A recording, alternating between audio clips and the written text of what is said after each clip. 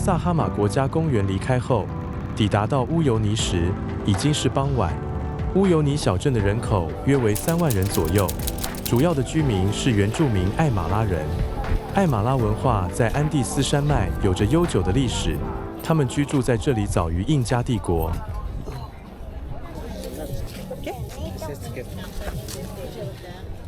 抵达后，我发现乌尤尼镇很小，它是方格状的街道布局方式。这里也算是一个位于偏远地区的小镇，最初是因为交通枢纽而兴起，后来发展成为铁路枢纽。虽然铁路运输至今仍是其重要组成的部分，但旅游业已成为其主要的经济支柱。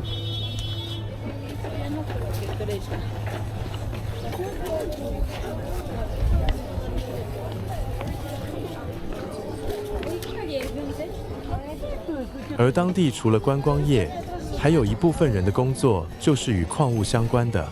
这里有传统的盐矿工，他们在艰苦的环境中依靠采盐或是贩卖盐类的相关衍生产品为主。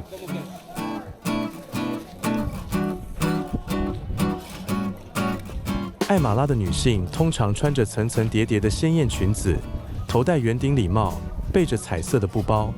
这是一个只能在安第斯山脉区域才能看到的场景。这里就像是一个西部片里的边境小镇，街道相当宽阔，走在路上尘土飞扬。大多数餐厅、旅行社和酒店都集中在火车站附近的几个街区，步行就可抵达大部分的地点。我的频道是探索世界各地的人文风情与自然景观。如果你喜欢这样的内容，请再给我一个订阅，开启小铃铛。乌尤尼盐沼往往被过来南美洲的旅者标记为必来的地方。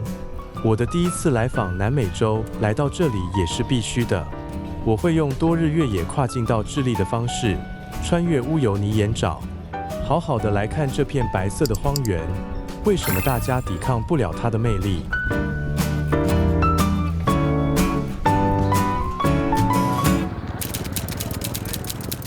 在安排跨境智利多日游前，我先参加了这里的第一个活动——玻利维亚天空之镜。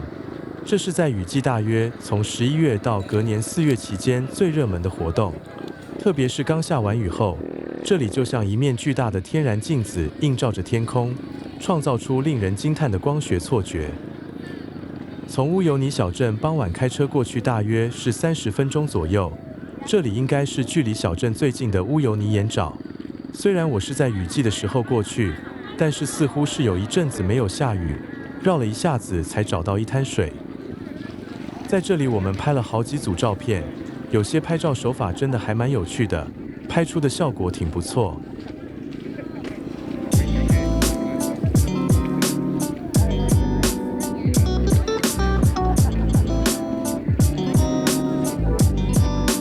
我们会从傍晚一直待到晚上大约8、9点的时候，要特别留意到晚上这里会变得特别冷，建议袜子要穿厚一点，因为要一直踩在积水上面，这时候的水已经是抵达到冰点的温度。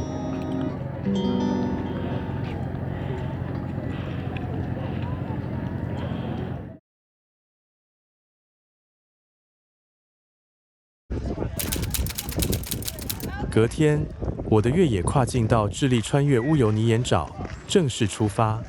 我们的第一站是会先抵达到乌尤尼小镇不远处的火车公墓。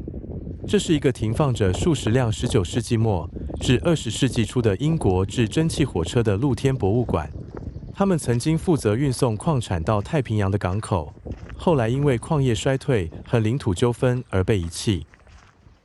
高原的风沙和盐分加速了锈蚀，将它们变成了红褐色的钢铁骨架。旅客可以自由攀爬这些火车。我觉得这里很有疯狂麦斯的末日主题，跟颓废的蒸汽朋克美学的感觉。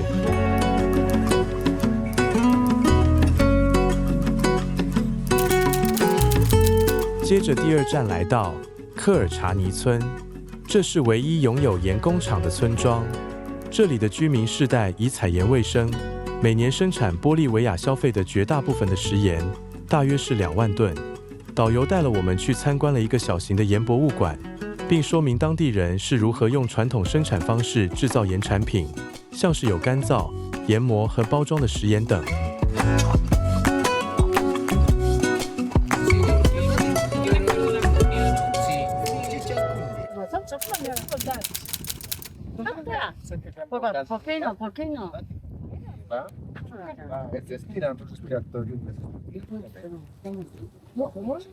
离开盐工厂小镇后，我们就正式的进入乌尤尼盐沼的核心区域。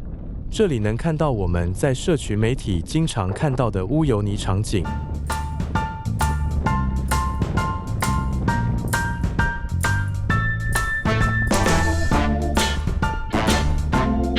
过来的时候天气算很好，但是很明显的，在盐沼的另一边好像有一个风暴开始形成。当天2个不同的天气系统就在我的眼前，相当特别。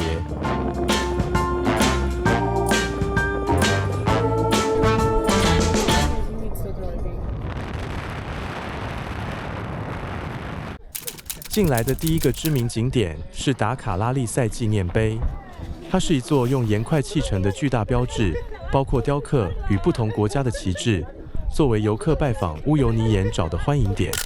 这个赛事从2009年到2019年在南美洲举行，玻利维亚曾举办过其中的赛段，因此这是用来纪念达卡拉利赛曾经路过此地。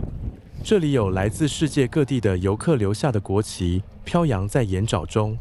台湾的国旗我找了一阵子才找到。这里的每一个景点距离都是以每小时算的路程，所以有大部分的时间我都是坐在车上欣赏外面一望无际的景色。乌尤尼盐沼位于玻利维亚西南部的波托西省和奥鲁罗省之间，坐落在安第斯山脉的玻利维亚高原上。它的面积约10582平方公里，平均海拔约3656公尺，是世界上继青藏高原之后的又一片平均海拔超过3000米的大高原，海拔相当高，要特别留意高山症。乌尤尼的盐沼表面覆盖招数公尺厚的盐壳，看起来坚硬如石。它的底下是富含有锂、钾、镁等矿物质的卤水。据估计，这里蕴藏着约100亿吨的盐，是世界上最大的锂矿蕴藏地之一。又大概开了几个小时后，我就慢慢的在汪洋的白盐海中看到一座岛屿渐渐的出现在我的眼前。这个感觉相当特别，就好像在真的大海中看到一个岛屿出现的样子。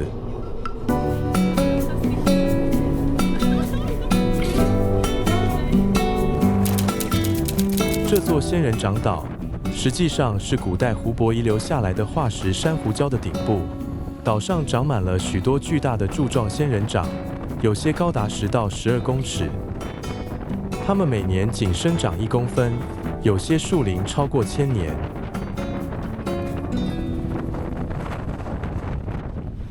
那为什么会有仙人掌在岛上面呢？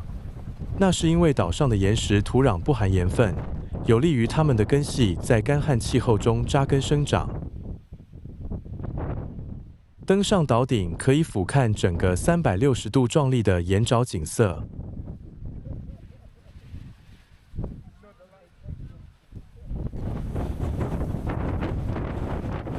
在这个无边际的白色海洋中，突然出现的孤岛跟上面的植物都让我感觉到相当不可思议。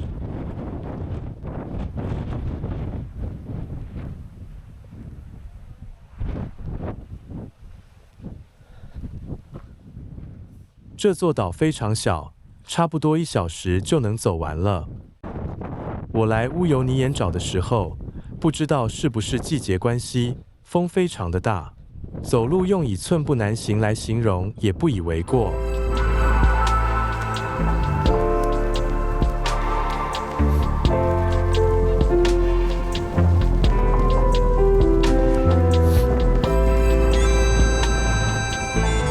逛完这座岛后，我到它的外围走了一下。来到仙人掌岛的时候是下午接近傍晚，这里的天空颜色紫得不像真的，非常漂亮。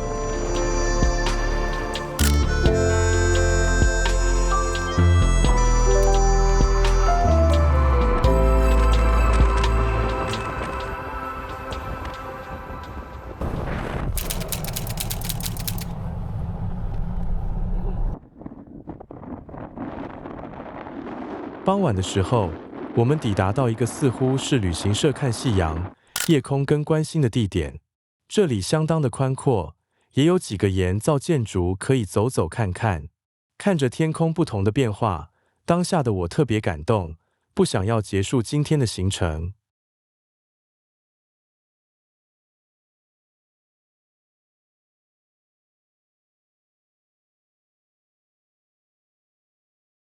在住宿睡了一晚后，我们一早大约5点就起床，吃完早餐后出发。在住宿里没有什么事可以做，只有在大厅有一些很微弱的 WiFi 讯号，可以简单看一下讯息。在前往边境的路上，我们会有一段看到奥雅圭火山，这一段的景色优美。我们就在途中一个铁路道上休息。我问导游这条铁路的用途，他说主要是用于往返玻利维亚的矿物运输用的。看着背景的好几座火山，这条铁轨好像就在通往那方向无止境的地平线上面。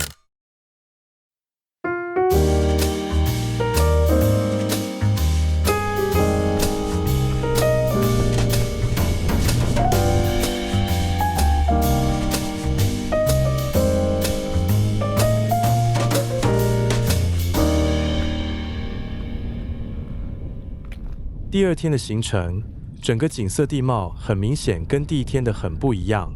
从一望无际的白色岩沼，到今天变得像是在荒野孤独火星上的感觉。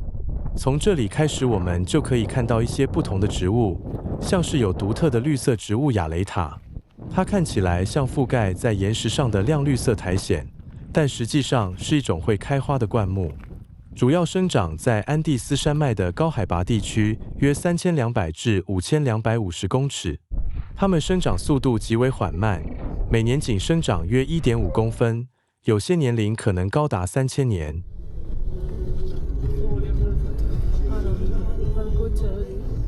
今天的路线重点是会拜访跟经过几个重要的湖泊。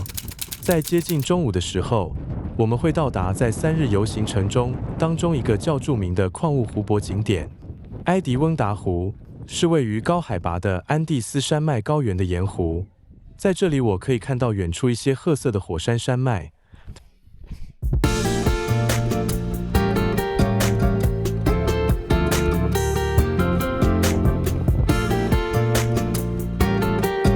它位于海拔4121公尺处，面积3平方公里。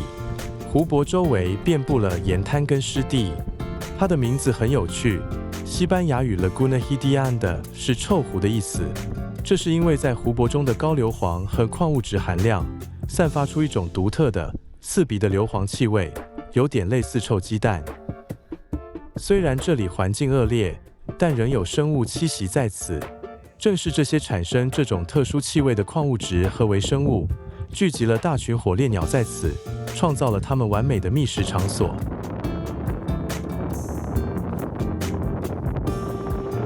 这里主要栖息着在南美洲所有3种火烈鸟：安第斯火烈鸟、智利火烈鸟，还有稀有的詹姆斯红鹤。詹姆斯红鹤是里面最特别的，曾经一度被认为已经灭绝，直到1956年才又再发现了一个族群。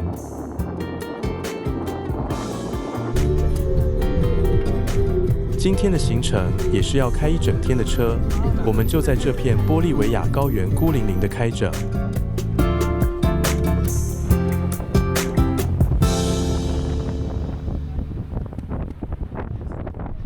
途中还会再经过好几座湖泊。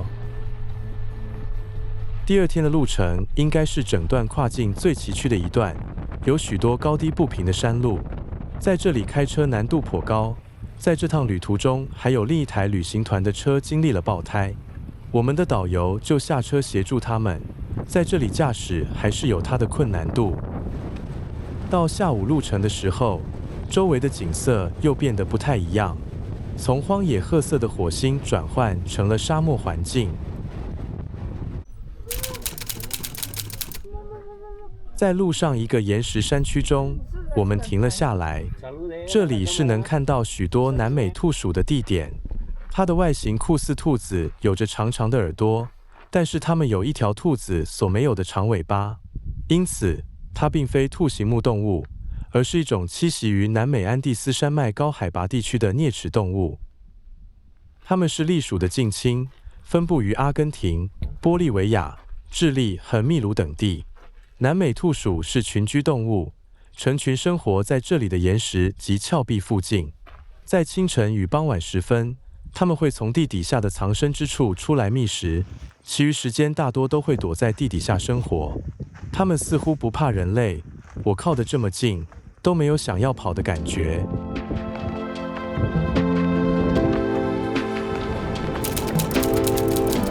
看完南美兔属后，我们来到了一个由火山喷发创造出来的火山岩。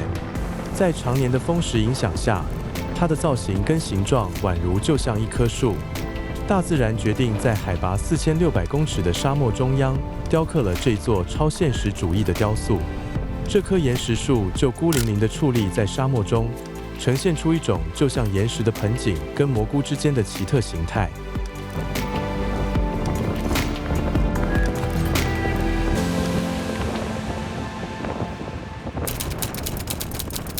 第二天的最后一个行程，我们抵达到了科罗拉达湖，这里也被称为红湖，是因为湖水呈现独特的红粉色调。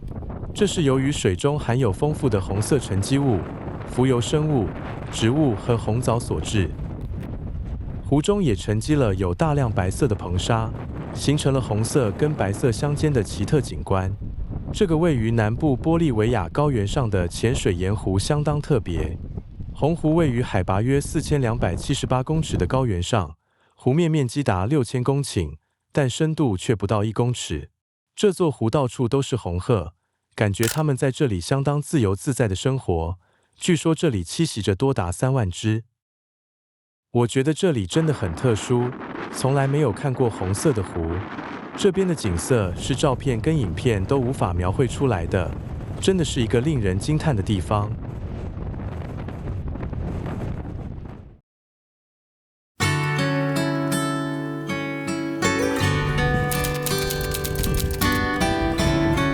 隔天天一亮，我们就出发前往晨光地热区。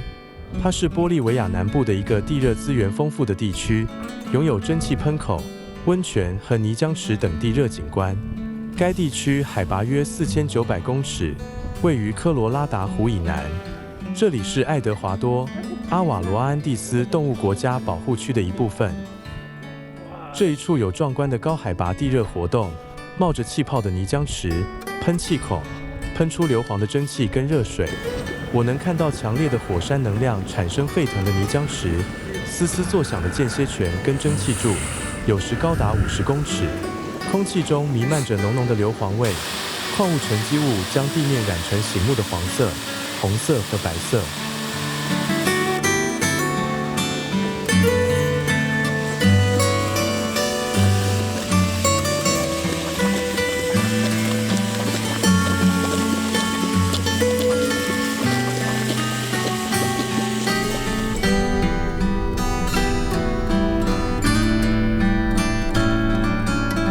跨境旅途的最后，我们抵达到了一个温泉池。